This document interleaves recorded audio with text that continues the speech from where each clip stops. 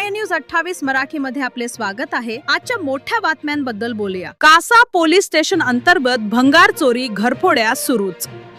पालघर जिल्ह्यातील डहाणू तालुक्यात कासा police station अंतर्गत मुंबई अहमदाबाद महामार्गावरील हॉटेल लगत छोटे छोटे वजन काटे टाकून भंगार दुकानांच्या बेकायदेशीर सुरसुराट याला जबाबदार कोण?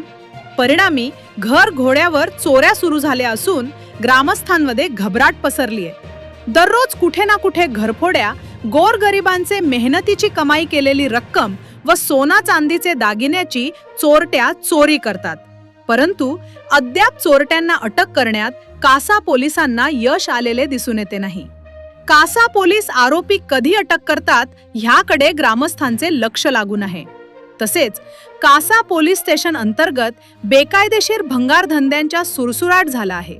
आत्ताच काही दिवसांपूर्वी कासा पोलीस स्टेशन अंतर्गत भंगारवाल्याकडे नवीन बॅटरी चोरीची आढळली व त्यावर कारवाई करण्यात आली, परंतु अद्याप आरोपी गुफरान अन्सारुल खान सारखे अनेक भंगारचे धंदेवाले आहेत।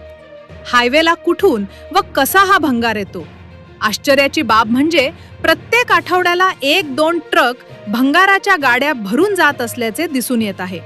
याचा अर्थ या भंगारवालेकडे येणार भंगार हे चोरीचंच असू शकतं असे लोकांमध्ये कुजबूज आहे। यामुळे चोरट्याने घराकडे सुद्धा चोरीकडे लक्ष वळलेलं आहे। परिणामी चोऱ्यांचा प्रमाण वाढलेलं आहे आणि जनतेमध्ये भीतीच वातावरण आहे। मुंबई अहमदाबाद महामार्गावरील अवैध व बेकायदेशीर भंगारवाड्यांची कसून चौकशी केल्याने अनेक मुद्देमाल बाहेर येऊ शकतो। तरी तलासरी, कासा, मनोर, वाडा, विक्रमगड हद्दीतील पोलीस निरीक्षक लक्ष देतील का हे पण काम पोलीस अधीक्षक यतीश देशमुख करणार किंवा लक्ष देतील असा सवाल ग्रामस्थ जनता करीत आहे। बॅटऱ्या चोरी केलेल्या आरोपीची चौकशी पोलीस निरीक्षक अमर पाटील यांचे मार्गदर्शनाखाली पोलीस हवालदार MB कडव करीत आहे।